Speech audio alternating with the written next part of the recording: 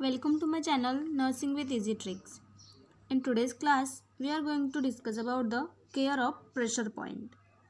So, what is the care of pressure point, or what is the decubitus ulcer, or what is the pressure ulcer, or what is the bed sore? Like that, the questions may be asked in the examination. So, for that, how you have to write the answer that we will see today. सो जब भी हमें ऐसा question आएगा तो just हमें introduction से start करना है कि प्रेशर पॉइंट क्या है, प्रेशर अल्सर क्या है, बेड सोअर क्या है. तो इंट्रोडक्शन में हम लिखेंगे pressure sore are areas of damage skin cause by staying in one position for too long. So what is the pressure sore? Pressure sore क्या है, इसमें क्या होता है, बहुत लॉन्ग टाइम तक सेम पोजिशन में रहने की वजह से जो स्किन है वो डैमेज हो जाती है. पर्टिकुलर जो एरिया है, पर्टिकुलर जो स्किन है बॉडी की, वो डैमेज हो जाती है because of the staying in one position for a too long of period. That is the pressure sore. Then next is they commonly form where your bones are close to your skin. ये commonly हमें कहाँ दिखेगा, जहाँ पे हमारे जो bones है वो स्किन से बहुत ज़्यादा कॉन्टैक्ट में रहेंगे, बहुत ज़्यादा क्लोज रहेंगे. जैसे कि एंकल है, वहाँ पे जब हम सोए रहते हैं तो एंकल पे प्रेशर आता है, बैक पे प्रेशर आता है, एल्बो पे, हील्स पे और हिप्स पे प्रेशर आता है. तो ये जो साइड्स है ये बहुत कॉमन है प्रेशर सोअर के लिए. So this is about the introduction. क्या है इंट्रोडक्शन में?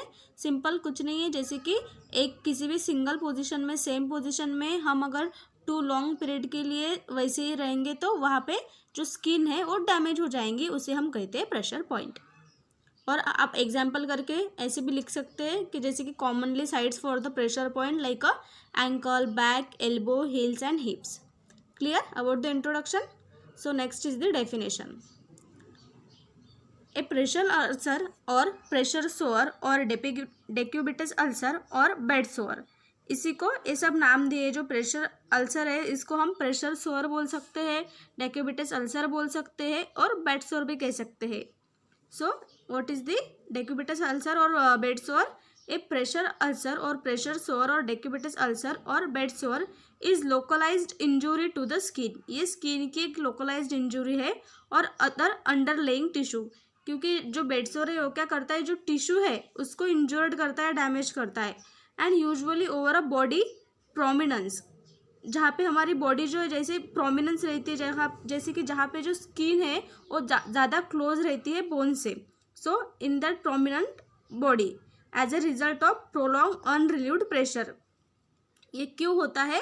As a result of prolong unrelieved pressure. जैसे कि हम पोजीशन अगर चेंज नहीं करेंगे, फॉर लॉन्ग ड्यूरेशन हम सेम पोजीशन में रहेंगे, हम वहाँ का जो प्रेशर है वो रिलीव ही नहीं करेंगे, तो उस टाइम पे बेड सोर होने के चांसेस रहते हैं. So this is about the definition. Clear. Then next is the pressure point.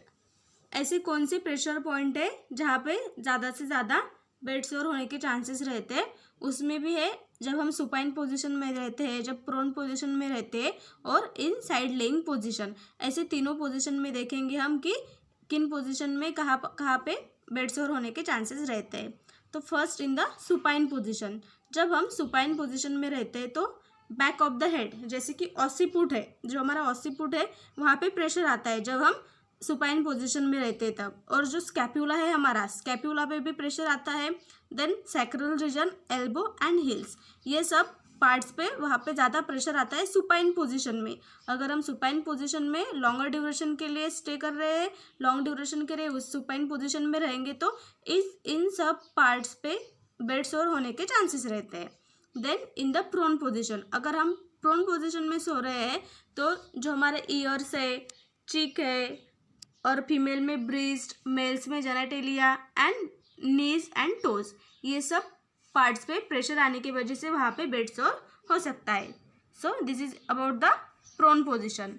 Then next is the side lying position. अगर हम एक साइड से सोए हैं, साइड लेइंग पोजीशन में है, तब हमारे जो एक ईयर है, देन रिब्स पे प्रेशर आता है, then greater trochanter of the hip पे प्रेशर आता है, then malleolus of the ankle joint. जब हम साइड लेइंग पोजीशन में रहते हैं तो इन सब पोजीशंस पे, इन सब पार्ट्स पे प्रेशर आने की वजह से वहाँ पे बेड सोर हो सकता है. अभी आप पूछेंगे कि इनमें अभी स्कैपुला कौन सा है, सैक्रल रीजन क्या है, कौन सा है, एल्बो कौन सा है, जो भी डिफ़िकल्ट आपको अगर समझ नहीं रहा है तो इसके लिए आपको एनाटॉमी पढ़नी होगी, बॉडी के पार्ट्स जो है वो पढ़ने पड़ेंगे कि कौन सा पार्ट कहाँ पे रहता है। ओके, तभी आपको ये सब क्लियर होगा। और आपको जो पोजिशंस है, सुपाइन पोजीशन कौन से है, प्रोन पोजीशन, अंडरलाइंग पोजीशन, ये सब पोजीशन भी मालूम होनी चाहिए, तभी आपको ये क्लियर होगा। तो इसके लिए आपको पहले पोजीशंस और देन जो एनाटोमी है, एनाटोमी भी पढ़नी पड़ेंगे, उसमें आपको बॉडी पार्ट्स है वो भी पढ़ने पड़ेंगे, तभी आपको ये पॉइंट ज़्यादा क्लियर होगा। Okay, so this is about the pressure point which is more prominent for the pressure सुअर। क्लियर। अभी नेक्स्ट है साइन एंड सिम्टम्स। अगर प्रेशर अल्सर हुआ है, बेड सोर हुआ है, तो उसके बाद हमें कौन से साइन एंड सिम्टम्स दिखते हैं। सबसे पहले रेडनेस। अगर वो फर्स्ट स्टेज में है बेड सोर, तो पहले तो हमें वहाँ पे थोड़ा सा रेडनेस दिखेगा, स्किन जो है वो रेड हो जाएगी। Then tenderness and discomfort. Patient को कैसे थोड़ा सा ऐसे टेंडरनेस लगेगा और डिस्कम्फर्ट फील होगा वहाँ पे कि कुछ तो भी है, ऐसे थोड़ा सा इरिटेटिंग रहेगी वो स्किन जहाँ पे बेड सोर हुआ है। Then the area become cold to touch. अगर हम उस स्किन को छुएंगे जो जहाँ पे डैमेज हुई है स्किन, तो वहाँ पे हमें थोड़ा सा ठंडा ऐसे लगेगा, कोल्ड लगेगी वहाँ की skin. Then there is a local oedema. वहाँ पे जनरलाइज्ड एडिमा स्वेलिंग हमें दिखेगी। Then later the area become blue. और कुछ टाइम के बाद जो एरिया है वो थोड़ा सा ऐसे ब्लूइश हो जाएगा, जैसे कि साइनोसिस कैसे होता है, अगर वहाँ पे ऑक्सीजन सप्लाई नहीं हो रहा है तो वहाँ पे स्किन कैसे ब्लू हो जाती है। आपने छोटे बच्चों में देखा होगा कि अगर उसको ऑक्सीजनेशन नहीं मिला तो वो जल्दी से ऐसे ब्लू पड़ जाता है। अपगार स्कोर में फिर हम उसका अपगार स्कोर कम लिखते हैं, वैसे ही ये पेशेंट के बारे में ही है। अगर वहाँ पे बेड सोर हुआ है तो पहले तो रेडनेस होगा, स्किन टेंडर होगी, बाद में वो कोल्ड दिखेगी थोड़ा सा, फिर जनरलाइज्ड एडिमा दिखेगा हमको, देन वो जो स्किन है वो ब्लूइश दिखेगी, then purple and then mottled, ऐसे स्किन में उसके चेंजेस आएंगे। Then due to the continuous pressure the circulation is cut off. अगर पर्टिकुलर कोई भी बॉडी पार्ट पे कंटिन्यूसली प्रेशर पड़ रहा है, कंटिन्यूसली वहाँ पे प्रेशर है, तो उसकी वजह से क्या होगा, वहाँ का पर्टिकुलर जो है सर्कुलेशन जो है वो बंद हो जाएगा। और सर्कुलेशन बंद हो जाएगा तो वहाँ पे ऑक्सीजनेशन जो है, ऑक्सीजन सप्लाई नहीं होगा, तो उसकी वजह से वहाँ पे गैंग्रीन होने के भी चांसेस रहते हैं। The gangrene develops and the affected area is slug of. क्या होगा, पहले तो वहाँ पे जो स्किन है वो ब्लूइश हो जाएगी, देन जो ब्लड सर्कुलेशन है वो प्रॉपर नहीं होने के कारण वो बंद ही हो जाएगा। जो सर्कुलेशन है वो कंटिन्यूस प्रेशर की वजह से क्या होगा, जो सर्कुलेशन है वो कट ऑफ हो जाएगा और फिर वहाँ पे गैंग्रीन डेवलप होगा। और गैंग्रीन डेवलप होने के बाद क्या होगा कि वहाँ की जो अफेक्टेड एरिया है वो slug off, that means remove हो जाएगी। जैसे कि सांप पर्टिकुलर कुछ जो स्नेक है वो पर्टिकुलर कुछ अपने एज के बाद क्या करता है, अपनी जो स्किन है वो रिमूव कर देता है, ऐसे जैसे छोड़ देता है। उसी तरीके से यहाँ पे जो स्किन है, जो गैंग्रीन वाली स्किन है, जो डैमेज वाली स्किन है, after some time it is a slough off, that means ये अपने आप रिमूव हो जाएगी, ऐसे निकलने लगेगी। So this is about the sign and symptoms. Then next is the causes. अभी ये बेड सोर होने के कॉजेज क्या हो सकते हैं, जैसे हमने अभी तक इंट्रोडक्शन डेफिनेशन देखा है, तो उतने में आपको समझ में आएगा कि अगर हम किसी भी पोजीशन में प्रोलॉन्ग टाइम तक सोए रहेंगे, स्टे करेंगे, तो वहाँ पे बेड सोर होने के चांसेस रहते हैं। Okay, so this is about the first.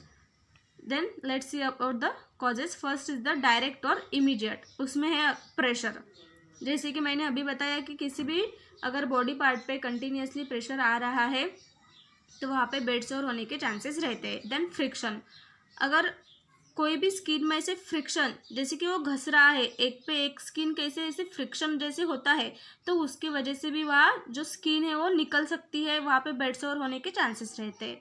Then है मॉइस्चर, मीन्स गीलापन। अगर हमारी स्किन जो है वो लॉन्ग टाइम तक ऐसे गीली गीली रहेंगी, तो वहाँ पे हमें बेड सोर के चांसेस बहुत ज़्यादा मिलेंगे। जैसे कि अभी कोई पेशेंट है, वो means after like post operative patient है, तो उठ नहीं सकता, कुछ नहीं कर सकता है। और आप एग्जांपल ले सकते हो कोमा का पेशेंट। जो कोमा का पेशेंट है उसमें क्या होता है, वो सेम पोजीशन में लॉन्ग टाइम तक रहता है, तो जो उसकी बैक है, जो उसकी बटक्स है, वहाँ पे क्या रहेगा, ऑलवेज मॉइस्चर रहेगा। तो उस मॉइस्चर के वजह से क्या होगा, वहाँ पे मीन्स उस गीलेपन की वजह से वहाँ की जो स्किन है वो धीरे धीरे धीरे धीरे ऐसे वहाँ पे साइनोसिस होगा, रेडनेस होगी और धीरे धीरे वो पूरी स्किन जो है वो स्लग ऑफ हो जाएगी. This is about the moisture. Then presence of pathogenic organism, like means अगर किसी माइक्रो ऑर्गेनिज्म की वहाँ पे ग्रो हो रही है, कोई ऑर्गेनिज्म वहाँ पे है प्रेजेंट, तो उसकी वजह से भी वहाँ पे बेड सोर होने के चांसेस रहते हैं. Then next about the predisposing factor, जैसे कि इम्पेयर्ड सर्कुलेशन. अगर हमारे किसी बॉडी पार्ट तक सर्कुलेशन ही नहीं पहुँच रहा है, वहाँ पे सर्कुलेशन दैट मीन्स ब्लड नहीं पहुँच रहा है, तो वहाँ पे भी बेड सोर होने के चांसेस रहते हैं. देन लोअर्ड वाइटलिटी, अगर हमारे जो वाइटल्स है वो लो है, जैसे कि सर्कुलेशन प्रॉपर नहीं है, तो उसकी वजह से भी वहाँ पे बेड सोर होने के चांसेस रहते हैं. देन इमेसिएशन क्या है, इसमें क्या होता है, an extreme loss of muscles. जो मसल्स है और जो सबक्यूटेनियस फैट है वो बहुत ज़्यादा लॉस हो जाता है, एक्सट्रीम लॉस हो जाता है, और उसकी वजह से जो स्किन है वो बहुत ज़्यादा थिन होने लगती है, और उस थिननेस के वजह से वहाँ पे बेड सोर होने के चांसेस बहुत ज़्यादा रहते हैं. देन ओबेसिटी, अगर कोई पर्सन बहुत ज़्यादा ओबेज है, बहुत ज़्यादा मोटा है, तो उसकी वजह से क्या होगा, उसकी जो बॉडी है वो वहाँ पे फ्रिक्शन होगा. तो और नॉर्मली अगर वो कोई भी पोजीशन में स्टे करेगा तो वहाँ पे जल्दी से जल्दी प्रेशर क्रिएट होगा, ज़्यादा प्रेशर क्रिएट होगा, और उसकी वजह से ओबेस पेशेंट में भी बेड सोर के चांसेस बहुत ज़्यादा रहते हैं. Then edema. So this is about the predisposing factor which can cause the pressure point और प्रेशर अल्सर, डेक्यूबिटस अल्सर और bed sore. Clear? Then next is the management that we will see in the next class.